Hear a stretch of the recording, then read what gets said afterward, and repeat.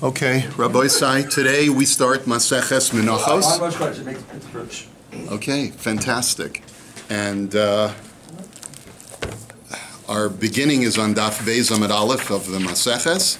And those of you who were with us at the very beginning of Maseches Vachim may have a bit of a flashback, because what you'll notice is that Maseches Menachos is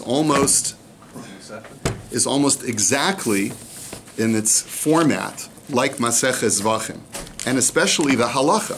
Because what did we learn at the very beginning of Maseches Vachim? That if you shecht a korban shelo lishma, or if you do any of the portions of the avoda shelo lishma, then with the exception of a korban chatas, that korban is still kosher, meaning that you continue the avoda, you bring it to fruition on the mizbeach, but it's not ola l'shem ba'olav, and those words are very important. The bringer of the korban has not fulfilled their obligation. They have to do a redo. But the korban is still kosher insofar as you allow it to be burned on the mizbeach. So it's kosher, but it's not ola l'shem ba'olav. The chatas is an exception to that rule, and that when you shecht a korban chatas shelo lishma, not only is it not ola l'shem ba'olav, but the korban is completely puzzle. And what that means is that it totally is discarded and cannot be commenced with on the mizbeach. You have to discard it entirely. Not surprisingly, we see the same pattern with menachos, which are a subset of the sacrificial order, but instead of animal sacrifices, they're flower sacrifices.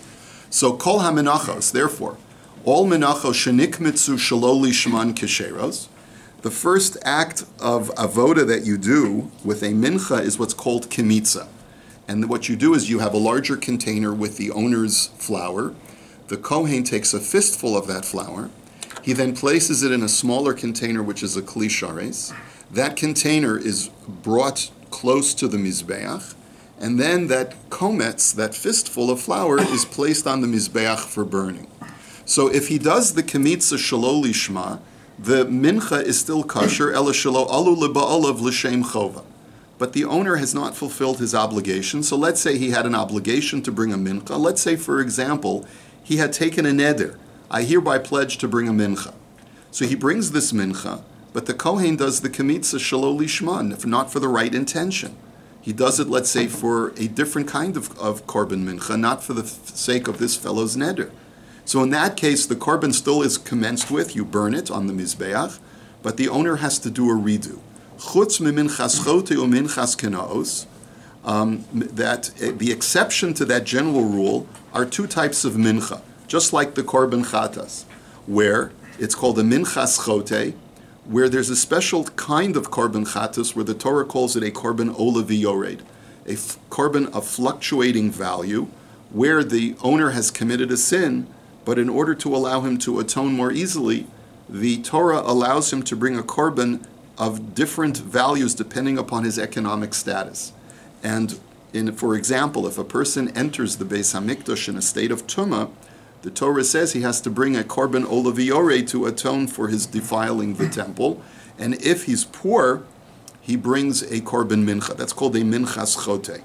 The other exception to this rule is minchas kenos, that a sota has to bring a mincha that is made of barley flour as a way of atoning for her infidelity against her husband. And minchas chote, minchas kenos, shekamsun shelo lishman, nosan bechli v'holach v'hikter shelo lishman, o lishman v'shelo lishman, o shelo lishman v'lishman pisulos. So in both of those cases, the minchas chote or the minchas kenos, not only is it not ola l'shem ba'olav, but the korban will be totally puzzle in a situation where the kohen did the avoda shelo lishma. And it doesn't matter at what stage of the avoda he did it. He could have done it at the stage of kemitza, like we talked about, or he could have done it at the stage of placing the kometz in the kli shares, or during the period of holacha of bringing the kli shares to the mizbeach, or placing it on the mizbeach. In all of those cases, he renders the kometz puzzle, and you're not allowed to commence burning it on the mizbeach. And that's true even if he had two thoughts, both a thought of lishma and shelo lishma consecutively, while he's doing one of those stages. So the Gemara now says, Keitzad lishman v'shalo lishman. Now, we said it doesn't matter even in the sequence. Even if he starts off lishman, but then he changes his mind and says shalo lishman, or he does shalo lishman first and then lishman, in both cases it's going to be possible. What's an example of first lishman and then shalo lishman? L'shem minchas chote u'l'shem minchas nedava. And shalo lishman v'lishman l'shem minchas nedava l'shem minchas chote. Just as an example, he's bringing this minchas chote, the mincha for the guy who entered the temple in a state of tumah, and he first has in mind that he's doing this avoda for the sake of a minchas chote. And he says, you know what, I think I'm going to do it for a minchas nedava, for a voluntary mincha. Or conversely, or if he says, I'm going to do it first for a minchas nedava, and then he changes his mind and does it for a minchas chote. In both of those cases, the mincha is possible. What's the chiddush of the brisa, of the Mishnah? The chiddush of the Mishnah is that we've seen previously in Maseches Zvachim that there are opinions who say that you can bisect a person's dibur. And you can say, you know what, I'll isolate only the first portion of his statement or the last portion of his statement. The Mishnah says you don't do that. Even if only the first part or the last part was a disqualifying statement, then the entire statement is invalid, and therefore the korban is possible. So the Gemara now, let's now take a look at the Gemara. Lama li lemisna ella lisni v'lo alula ba'olam l'shem chova. So the Shita Mikubetza says that the question is predicated on the fact that the Mishnah speaks as tersely and as economically as possible. So why is this extra word ella? The word ella implies that the entire korban is totally kosher, but ella, just one small thing that makes it not kosher or sort of qualifies its kosherness, which is that the owner has to do a redo. Why is that word ella here? What is it trying to teach me? Notice, obviously it's trying to communicate some piece of information, because you could have spoken more economically by saying it's kosher and the owner has to do a redo. But by saying it's kosher, but you're sort of saying that it's totally kosher with this one small exception. So what is that? What are you trying to imply? Ha-kamashmalan leba'olam hu delo alu l'shum chova ha-mincha gufa keshera and ve'asr l'shinuye k'derav. It's coming to teach me that a person should not have the following attitude. I was supposed to bring this mincha as a fulfillment of my neder. But I had a disqualifying thought and I said, I'm not thinking about my neder, I'm just thinking I'm going to bring this as a voluntary korban. So I had a disqualifying thought. And by the way, Rashi points out explicitly, like he did in Zvachim, when we talk about a thought, we're not talking about a person just thinking. He's actually specifying with his words. He says verbally, I am doing this for such and such. We all hear him, and that's why we take his words seriously. So what's going on over here is that you shouldn't think, well, you know, you had a disqualifying thought, so it's farfallen, as we say in Yiddish. It's already, there's nothing more that I can do about this. So I might as well have even more disqualifying thoughts. I'll say whatever I want. You know, it's for a voluntary offering, it's for this, it's for that, it's for my sister, it's for my brother. No. Don't think that just because you had one disqualifying thought, you're allowed to commence with other disqualifying thoughts as well as you commence with this avoda. You have to take it seriously. It's a totally kosher mincha, and therefore, once you've directed it towards a kosher mincha, continue along that process so that you continue to make it to keep it kosher. Don't think that, oh well, you know, it's already a lost cause, so I can think whatever or say whatever I want. No, you got to be consistent. Da Amar Rava, as Rava said, Ola sheshachta shelo lishma, asur lizrok dama shelo lishma. That Rava says that if you had the shechita, you did the shechita shelo lishma by an animal korban, you're not allowed to compound the mistake by now doing the zrika shelo lishma. You've got to commence and continue along the path, along the trajectory that you started with. So therefore, just keep doing it lishma. And I can offer you either a logic to this or a pasuk to back it up. In other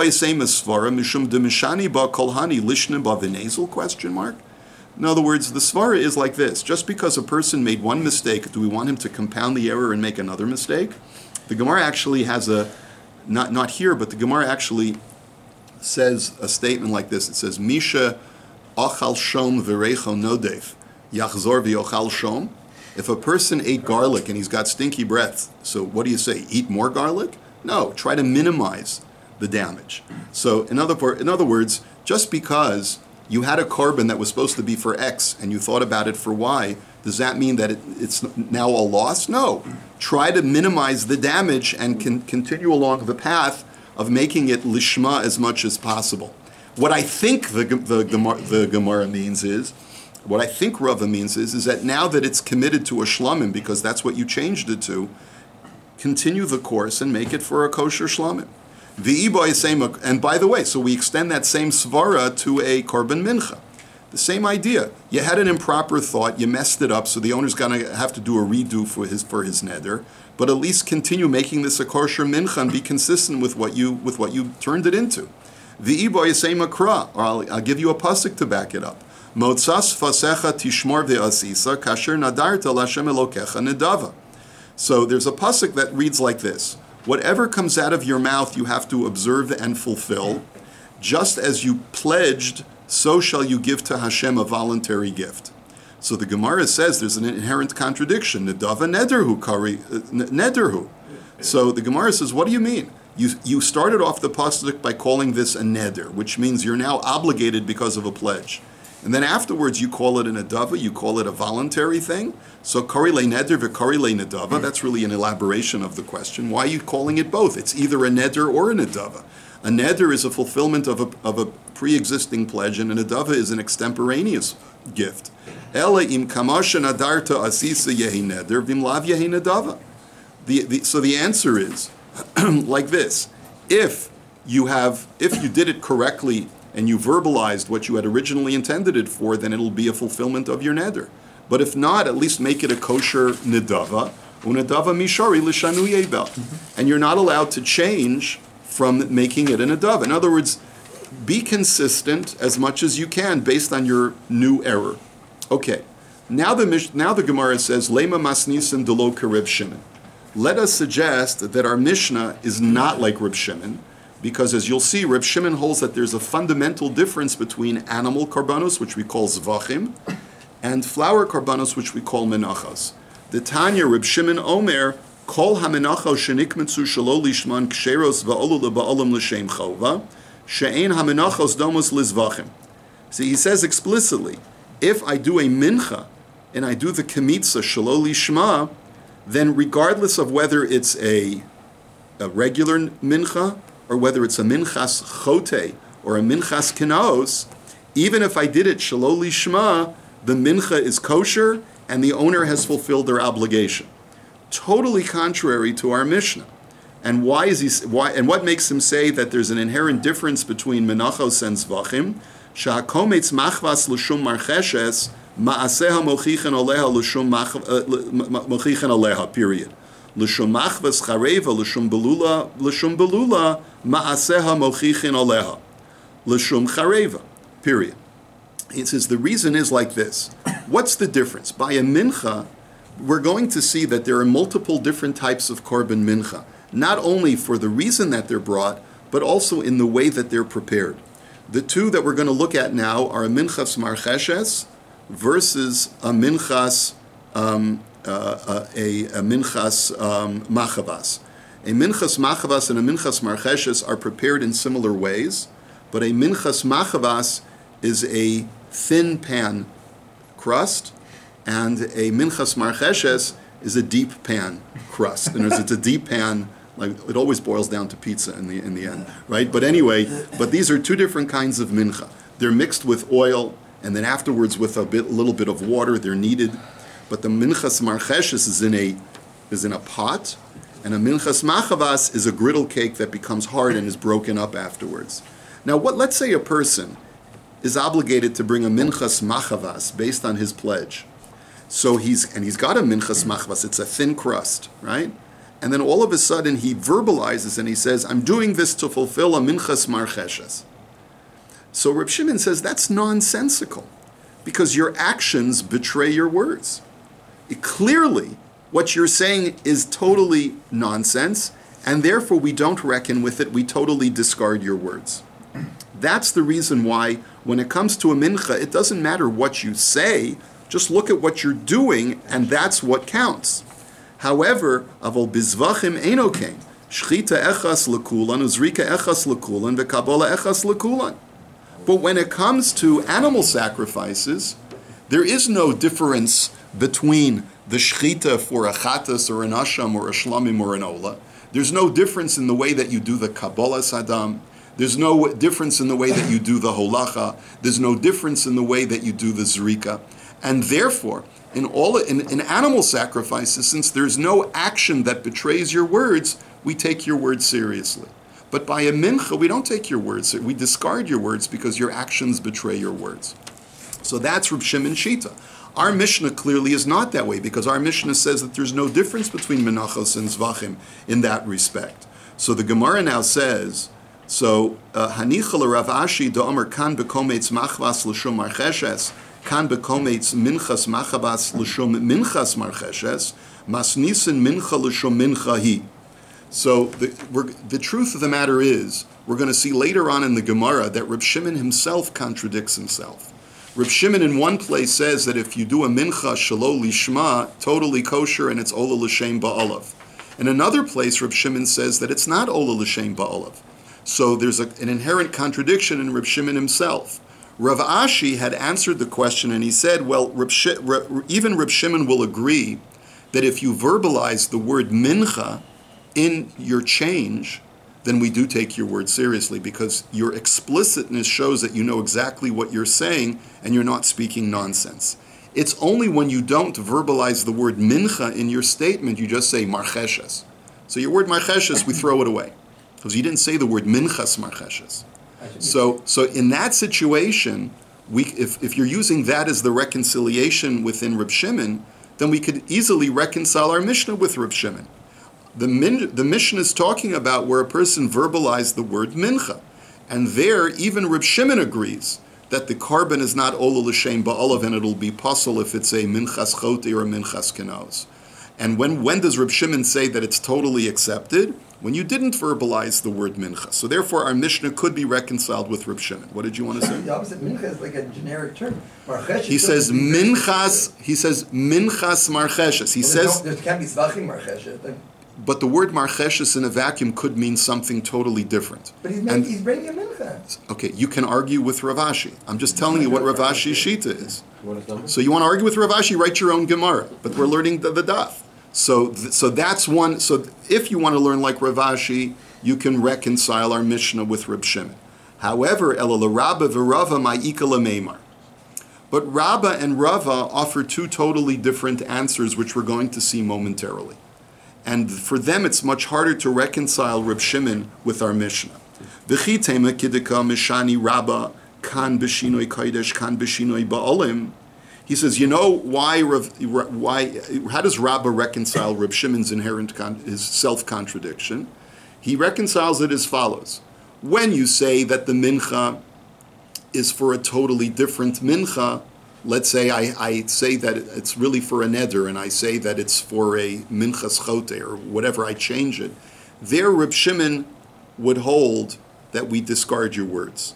When does Reb Shimon say that we don't discard your words? When you change not the type of mincha, but you change the ownership of the mincha. If the mincha was supposed to be for Reuven, and instead I say that it's for Shimon, there Reb Shimon would agree that you take his word seriously, and that that sort of renders the carbon, requires a redo for the carbon. So if you learn it that way, can you reconcile Reb Shimon with our Mishnah? The Gemara says no, because hamasnisin shinoi kodeshu dekatani ketzad lishman v'shelo lishman l'shum minchas chote u'l'shum minchas nedava. He says no, because our Mishnah says that even when you change the nature of the mincha, and it says explicitly, an example of this is that it's supposed to be a minchas chote, and then you change it to a minchas nedava. That's the very case where Reb Shimon says we discard your words, and yet our Mishnah says that no, we take your word seriously. So Rabba's answer cannot allow us to reconcile Reb Shimon with the Mishnah. V'inami kadekam mishani Rava. Now let's look at Rava's answer. How does Rava reconcile Reb Shimon's self-contradiction? Kan bekometz mincha l'shum mincha, kan bekometz mincha l'shum zevach. Hamasnisan mincha l'shum minchahu. Dekatani shelo lishman v'lishman l'shem minchas nedav l'shem minchas chote. Rava reconciles it by saying that when does Reb Shimon say that we discard your words entirely, we don't take your words seriously, is only when it's a standalone mincha. But if it's a mincha that is meant as an accessory, an accompaniment for a animal korban, there we do take your word seriously, because since it's accompanying a zevach, an animal sacrifice, we assign it the same law as an animal sacrifice, that your words are taken seriously. So can you now, according to Rava, can you reconcile Reb Shimon with our Mishnah? There too you cannot. Why? Because our Mishnah is talking about standalone menachos that are not accompanying zevach, an animal sacrifice, and our Mishnah still says that we take your word seriously when Reb Shimon would say that we do not. And therefore, so Ela l'Rabba v'Rava machvarta masnisin delo Reb Shimon. Well, we can use Rav Ashi's explanation of Reb Shimon to reconcile Reb Shimon with our Mishnah, but according to Rabba and Rava, we will not be able to reconcile Reb Shimon with our Mishnah. V'rami de Reb Shimon ad Reb Shimon. So what is this contradiction that we said, this self-contradiction that exists in Reb Shimon? Because we have the previous the Brisa that says that according to Reb Shimon, your words are totally nonsense and we discard them. But the Tanya, now we have the following Brisa. Rabbi Shimon Omer, Kodesh Kodoshim hi kachatas v'cha'asham. Yesh mehem kachatas v'yesh mehem ka'asham. That the Torah says that a mincha is holy of holies, and it is analogous to a chatas and an asham. So says Reb Shimon, some types of mincha are like an asham, which b'di'evet, even if they're done shelo lishma, are kosher, but they're not ola l'shem ba'olav. And sometimes they're like a chatas, where they're totally pasul. Chote harehi kechatas, lefichach kamsa shelo lish, minchas chote rather harehi kechatas, lefichach kamsa shelo lishma pesula kechatas. That the example is a minchas chote, like that korban olaviori that we talked about, is like a chatas, and therefore if a person said it shelo lishma, if he said it for a minchas nedava, for example, instead of saying for a minchas chatas, he totally pasels it, just like a chatas will be totally pasel if it's done shelo lishma. Minchas nedava harehi ka'asham, lefichach kamsa shelo lishma kesheira ucha asham, ma asham kasher ve'enu meratza, af minchas nedava kesheira ve'enu meratza. And a minchas nedava is analogous to a korban asham. That just like if you do a korban asham shelo lishma, an animal asham shelo lishma, it's still kosher. So too, if you do a minchas nedava shelo lishma, it's still kosher. But also, if you do a minchas asham shelo lishma, it's kosher, but it's not ola l'shem ba'alav. So too, by a minchas nedava that's done shelo lishma, it's kosher, but it's not ola l'shem ba'alav. Amar Rabba. So now we have a self-contradiction in Reb Shimon. Reb Shimon in this brisa says exactly like our Mishnah that we take your word seriously, either to pasel the korban entirely or to say that it's not ola l'shem ba'alav. And yet the previous brisa records Reb Shimon as saying that for all menachos it's kosher and it is ola l'shem ba'alav. So how do you reconcile it? Amar Rabba lo kasha, kan b'shinoi kodesh, kan b'shinoi ba'olim. So this is where we got Rabba's answer. What did he say? He says it depends. If you're changing verbally the nature of the mincha, then we don't take your word seriously. But if you change the ownership of the mincha, it was meant for Ruvain, and you say that it's for Shimon instead, so then Reb Shimon would agree that we take your word seriously. Amar le Abaye, mechte machshava de pasel rachmana hekeshehi, mali shinoi kodesh, mali shinoi ba'olim. So Abaye challenges Rabbi. He says, I don't understand. If it's based on a pasuk where the Torah says kachatas ka'asham, that a mincha is no different from a chatas and an asham, so then what difference does it make what your change was if the Torah is saying that it's completely analogous to a chatas and an asham, just like by a chatas and an asham it makes no difference what kind of shelo lishma it is, so too it shouldn't make a difference by a mincha what kind of shelo lishma it is. So Amar lei ma'aseha mochichin, de ka'amar Reb Shimon svarahi, de Reb Shimon dorish taimei dekra, machshava de lo min kara pasel rachmana, machshava de min kara lo pasel rachmana.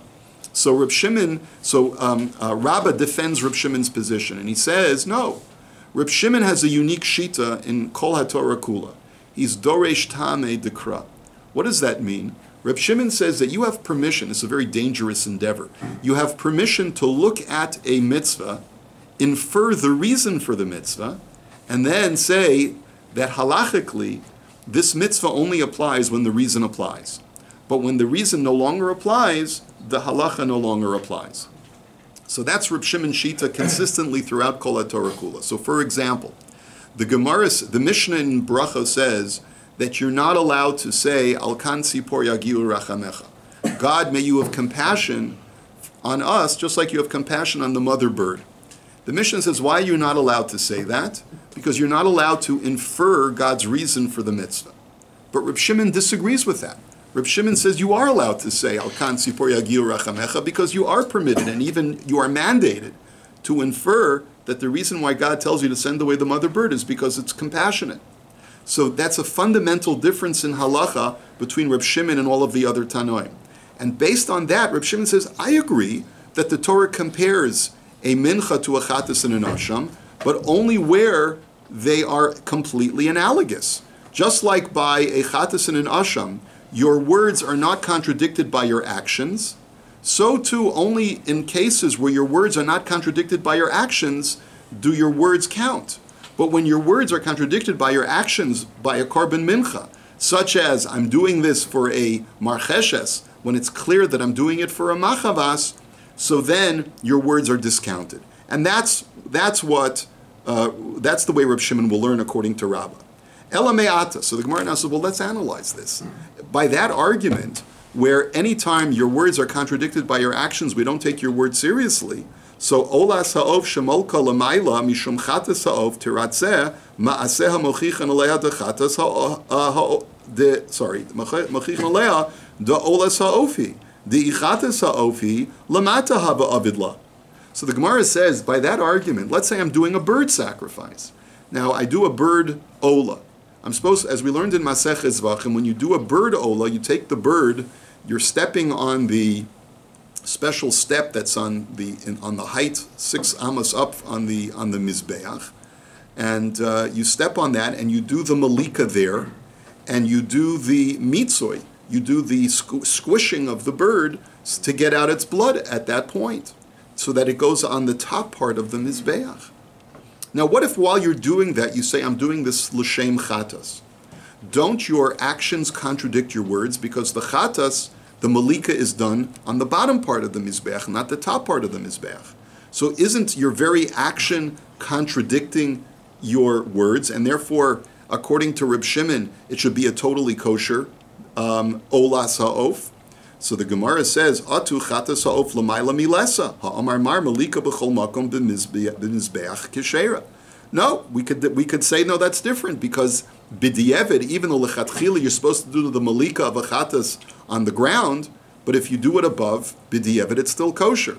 So your actions don't totally contradict your words that it's for a chatas, because b'di'evid, a chatas that's done above, if the malika is done above, it's still kosher. But wait a minute. Olas ha'of shemitza dama l'mayla l'shem chatas ha'of tiratzeh, because ma'aseh mochichan aleha the olas ha'ofi the chatas ha'ofi lamata hava abed lehazah. But 1 second. But let's go take that one step further. What if I do the squishing of the blood above, and it was originally designated as an ola, and while I'm doing that, I say that it's l'shem chatas? You're supposed to do hazah. You're supposed to do a flicking of the bird after you do the malika for a chatas. You're supposed to flick the bird's blood out of its neck so that it sprinkles onto the side of the mizbeach on the ground, and then you do the mitzui, and then you do the squishing of the blood on the lower part of the mizbeach. Isn't the fact that you're just doing mitzui on the top part of the mizbeach the action contradicting your words? So therefore, it shouldn't passel the ola. So the Gemara answers, Amri dilma mitzoi debasar hazahi domer mar mitzah dama b'chol makom b'mizbeach keshera. Not necessarily, because here too we can make the following argument. Maybe according to Reb Shimon it's kosher as long as you did the hazah below the line, below the, on the lower part of the mizbeach, right? And then afterwards you did the squishing of its body against the wall of the mizbeach on top, because b'di'eved, that still will be a kosher chatas. So maybe that's what the Mishnah talks about when it says that the bird is not ola l'shem ba'alav when you did the olas ha'of that way. Why? Because even though you might have done the hazah below, you did the mitzoi above, which b'di'evid would make it a chatas avoda, and therefore, since it was done shelo lishma and there's no action that contradicts your words, it's kosher, but it's not ola l'shem ba'alav. But in a situation where your actions totally contradict your words, so then Reb Shimon would say it's totally kosher. But now let's go to the converse. Chatas ha'of, shehiz adama lamata l'shem olas ha'of teratze, d'ma'aseh mochichan alea dechatas ofi, di olas ha'ofi l'mayla hava avidle, umitza hava avidle. So the Gemara now says, well, let's look at the opposite case. Let's say a guy designated as a bird as a chatas, and he decides that he's going to do it shelo lishma. Normally the Brisa says that pasels the bird. Now, why should that be? According to Reb Shimon, let's say I'm doing all of the avoda below, I'm flicking the blood of the bird just like a chatas. So the chatas ofi, the I olasa ofi, lamayla hava avidle, umitzi hava avidle. He says, because even though I'm saying that it's for an ola, but the fact that I'm flicking its blood, which I'm never supposed to do for an ola sa'of, and the fact that I'm doing the mitzvah in the bottom part of the mizbeach, those actions clearly contradict my words that I'm doing it for the sake of an ola. So according to Reb Shimon, not just a mincha that is done shelo lishma should be totally kosher, but even a bird like this, that's a chatas ha'of, and I say that it's ola sa'of, but my actions contradict my words, it should still be kosher according to Reb Shimon. So the Gemara says, yeah, you know what? Hachanami. V'lo lefi she'ein hamenachos domos lizvachim ka'amar lizvachim v'lo la'ofos. And really, the way that you read Reb Shimon's words is as follows. What did Reb Shimon say? He said that menachos are not comparable to zevachim. Zevachim is animal sacrifices. So all he meant to say is that menachos are still kosher because they're unlike zvachim. Not that they're unlike zvachim and ophos. I admit that ophos also sometimes will also be totally kosher, just like menachos. Because just like by menachos, when the actions contradict the words, the mincha is still totally kosher and the owner is yotze, so too by ophos, the act is totally kosher when the words are contradicted by his actions, and they're ola l'shem ba'olav, and everything is copacetic.